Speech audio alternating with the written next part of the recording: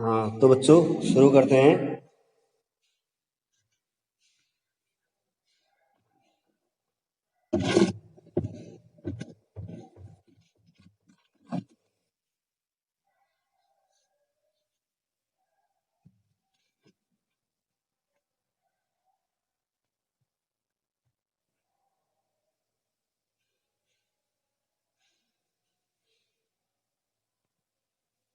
तो शुरू करते हैं कार्बन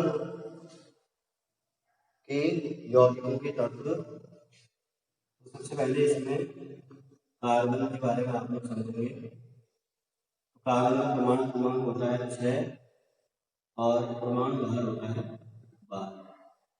तो बच्चों तत्वों का जो इलेक्ट्रॉनिक विन्यास है वो हम सबसे पहले इसमें लिखेंगे।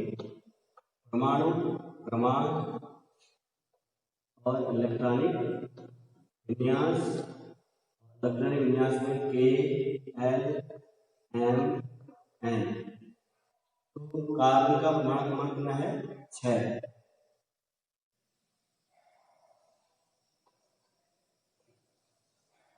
आप इसे कोष में देंगे KL में। K कक्षे में अधिकतम 2 रह सकते हैं और L में कितने रह सकते हैं? 8। लेकिन यहाँ पर कितने होंगे? 6 में 2 घटा कितना आ जाएगा? 7। इसलिए बच्चों हर हमेशा कार्बन क्या होता है? तत्व संयोजक होता है। क्या होता है?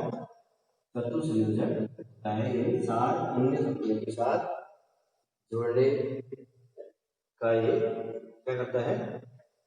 जुड़ सकता है कार्बन अन्य 7। अब इसमें बच्चों सबसे पहले हम आपको बताएंगे इसके बारे में। इसमें क्वेश्चन है जैसे इसमें हाइड्रोकार्बन क्या है? ये आपका रिवीजन वाली है, खाली रिवीजन करते। हाइड्रोकार्बन किसे कहते हैं? हाइड्रोकार्बन किसे कहते हैं? ये कितने प्रकार के? ये कितने प्रकार के?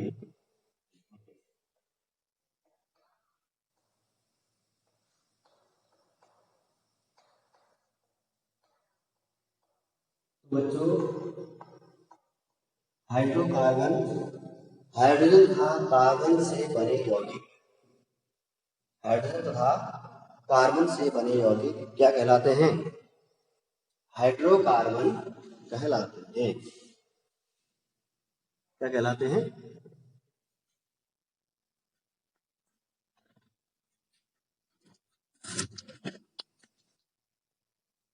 हाइड्रोकार्बन कहलाते हैं। हाइड्रोजन तथा कार्बन से बने यौगिक क्या कहलाते हैं? हाइड्रोकार्बन कहलाते हैं। अब हाइड्रोकार्बन कितने प्रकार के होते हैं? 2 प्रकार के। पहला है संतृप्त हाइड्रोकार्बन। क्या है? संतृप्त हाइड्रोकार्बन। तो बच्चों यह ऐसे हम क्या देख सकते हैं? सामान्य एल्केन। क्या है इसे? सामान्य एल्केन। इसका सूत्र होता है CnH2n प्लस। इसका सूत्र क्या होता है? CnH2n plus 2।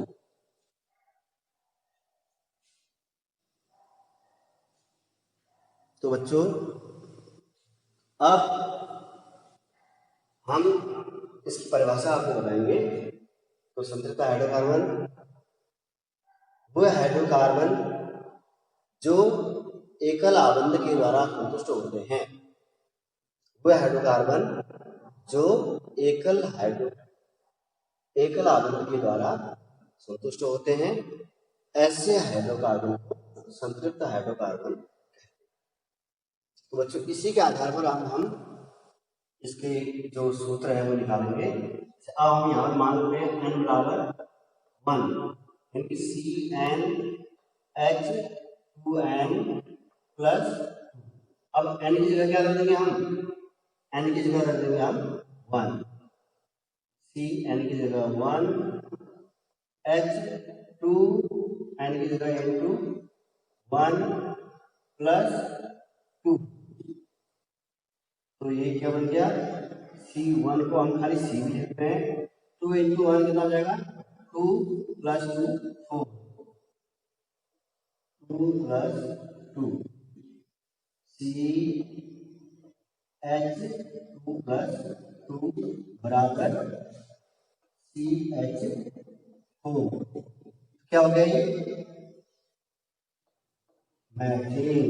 मैथेन क्या होता है, मैथेन हो गया।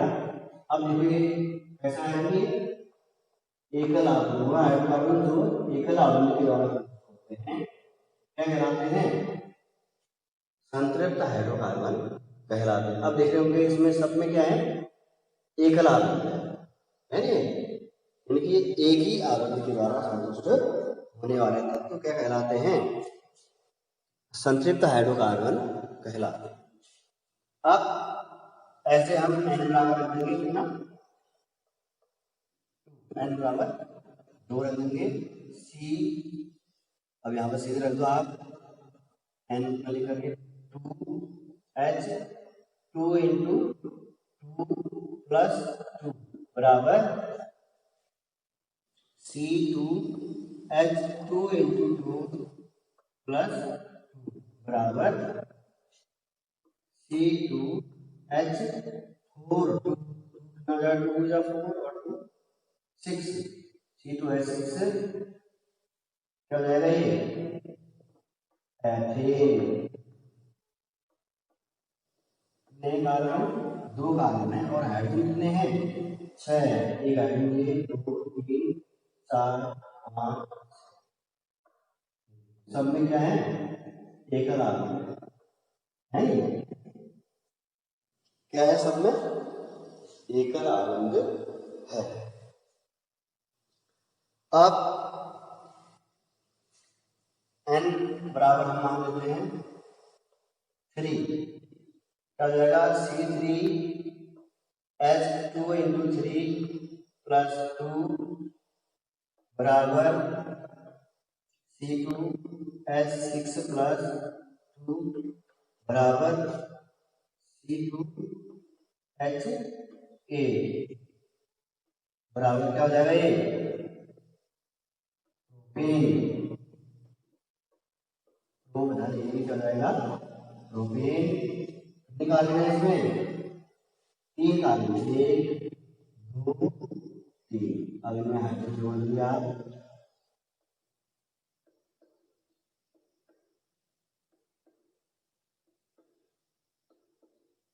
ये देखोगे C2H8 1 2 3 4 5 6 7 8 और सभी में क्या है, एकल आवर्त है ना। वो तो जो एकल आवर्त के द्वारा उत्कृष्ट होते हैं क्या कहलाते हैं, संतृप्त हाइड्रोकार्बन कहलाते हैं। अब n बराबर 4 मांगेंगे, C4H2 इंटू 4 प्लस 2। यहाँ पर होगा, यहाँ पर C3H होगा। अब C4H 4 2 8 प्लस 2 C4H10 बराबर क्या हो जाएगा ये, ब्यूटेन। कितने कार्बन है, 4 कार्बन, 1 2 3 4। अब इनमें हाइड्रोजन, प्रत्येक कार्बन में हमें कैसा आबंध है, एकल आबंध है। कैसा आबंध है, एकल।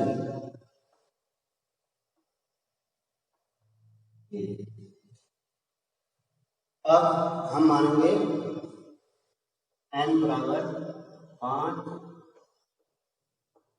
C5H2 इंटू 5 प्लस 2 बराबर C5H कितना 5 10 प्लस 2 C5H12 क्या हो जाएगा, पेंटेन। और यहाँ पर 1 2 3 4 5, 1 2 3 4 5, इनमें सब क्या लगा देंगे, ये सब जो हम बता रहे हैं फ्री श्रृंखला है, फ्री श्रृंखला।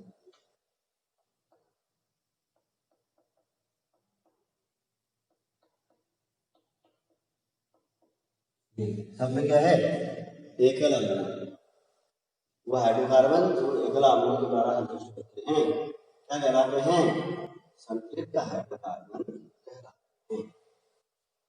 अब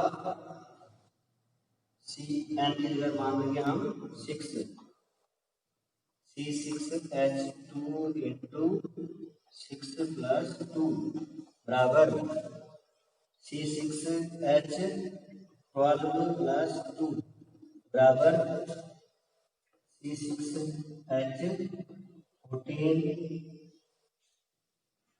क्या मान लेंगे इसको, हेक्सेन है, क्या है, 6 कार्बन वाला हेक्सेन कहलाता है। 1 2 3 4 5 6, सब में आंसर बोलेंगे हाइड्रोजन।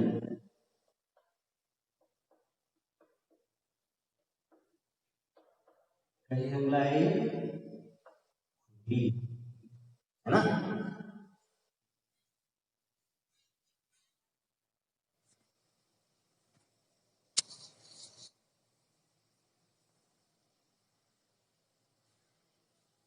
तो बच्चों ये था क्या,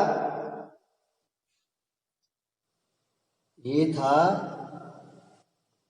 संतृप्त हाइड्रोकार्बन, क्या था ये। अब हम दूसरा बताएंगे आपको, क्या, असंतृप्त हाइड्रोकार्बन।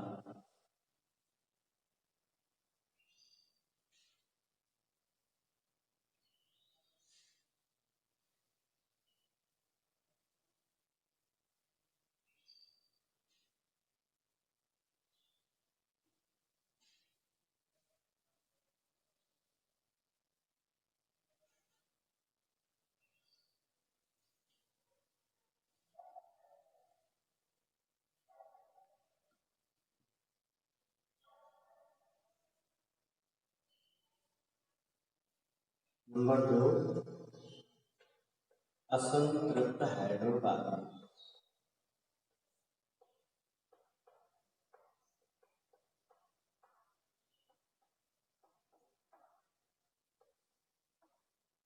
तो इसको हम असंतृप्त हाइड्रोकार्बन बच्चों ये कितने कहते हैं, वह हाइड्रोकार्बन जो द्विआबंध अथवा त्रिआबंध, वह हाइड्रोकार्बन जो द्विआबंध हैं और त्रिआबंध के द्वारा संतुष्ट होते हैं क्या कहलाते हैं, असंतृप्त हाइड्रोकार्बन कहलाते हैं। जैसे इसमें भी पहला समझिए क्या बताया था हमने, अब द्विआबंध के द्वारा यानी सामान्य एल्कीन, सामान्य एल्कीन,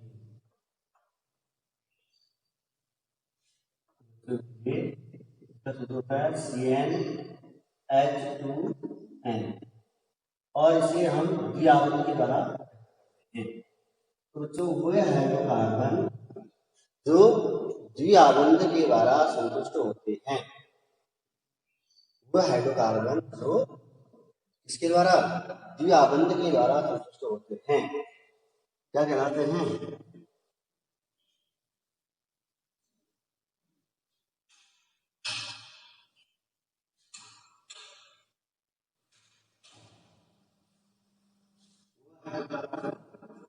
जो द्विआबंध के द्वारा संतुष्ट होते हैं क्या कहलाते हैं, सामान्य एल्कीन कहलाते हैं।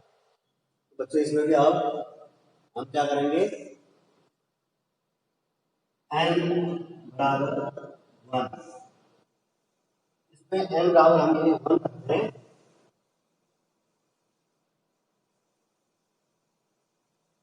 क्या होगा ये CH2।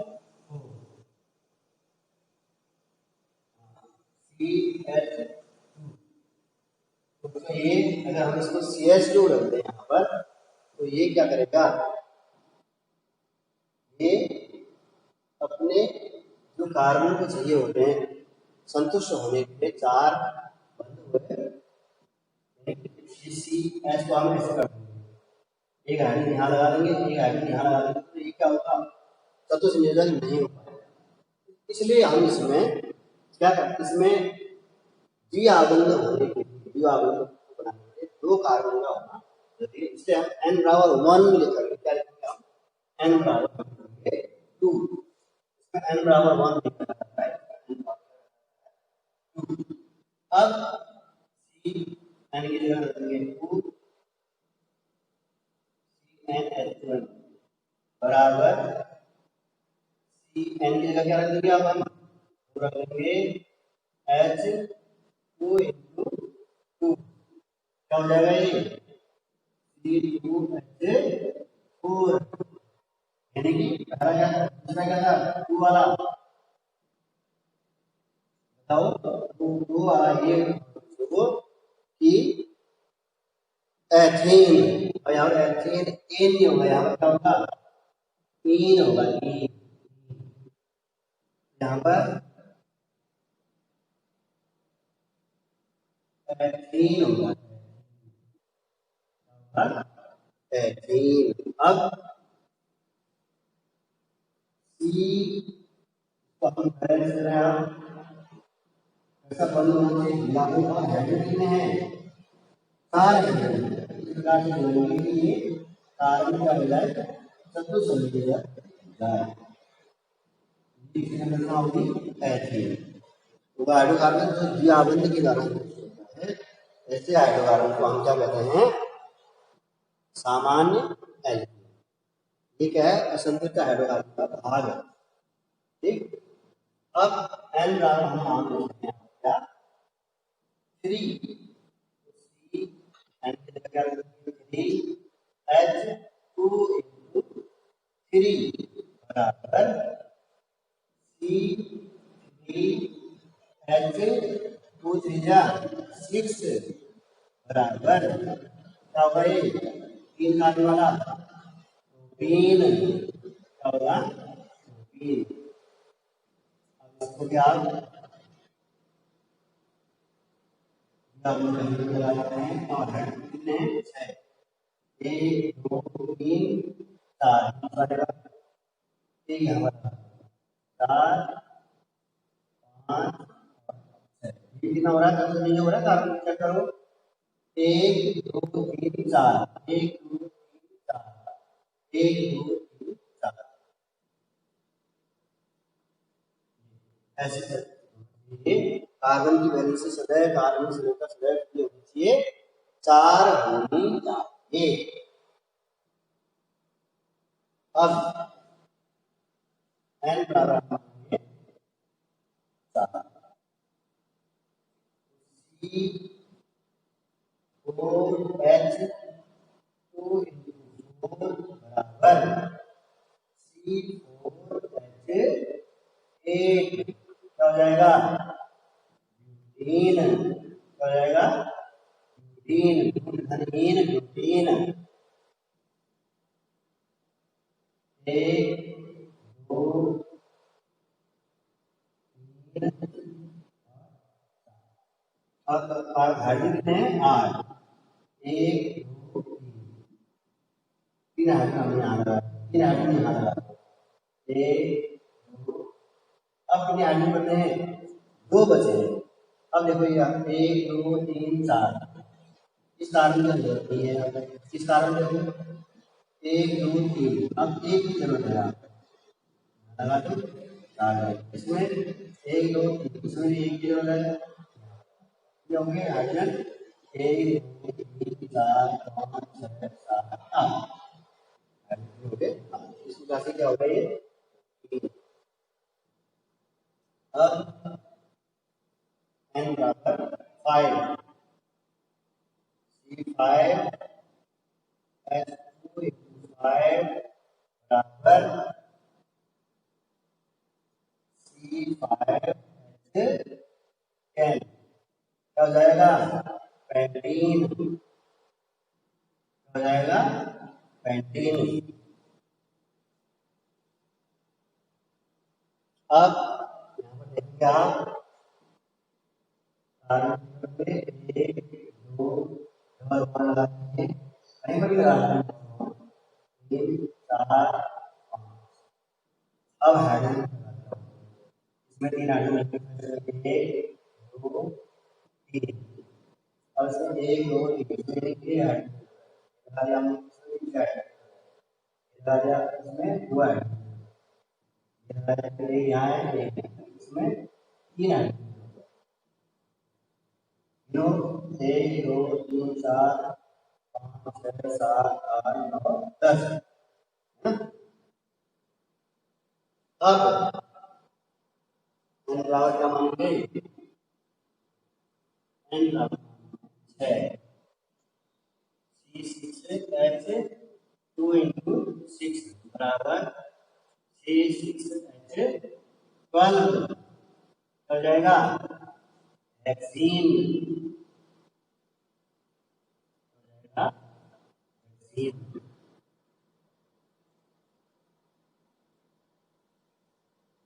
बराबर कितने हैं कार्बन? 6, 1 2 3 4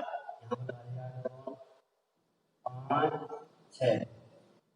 अब इसमें लगाइए आप हाइड्रोजन, 1 2 3 4 5 6 7 8 9 10 11 12। इस प्रकार से सब क्या बन गया? सामान्य एल्कीन। क्या बन गया? सामान्य एल्कीन। अब अगला है असंतृप्त हाइड्रोकार्बन में सामान्य एल्काइन।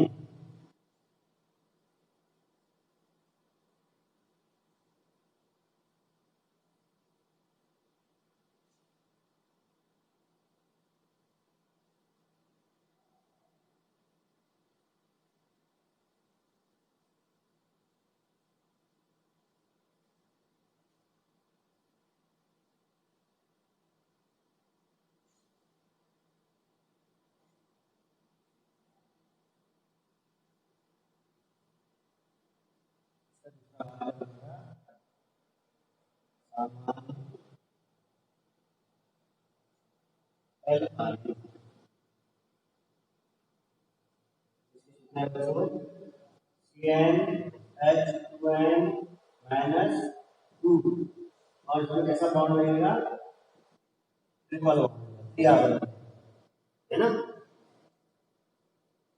अब वह हाइड्रोकार्बन जो 3 आवर्तन के द्वारा संतुष्ट होते हैं, ऐसे हाइड्रोकार्बन को क्या कहते हैं?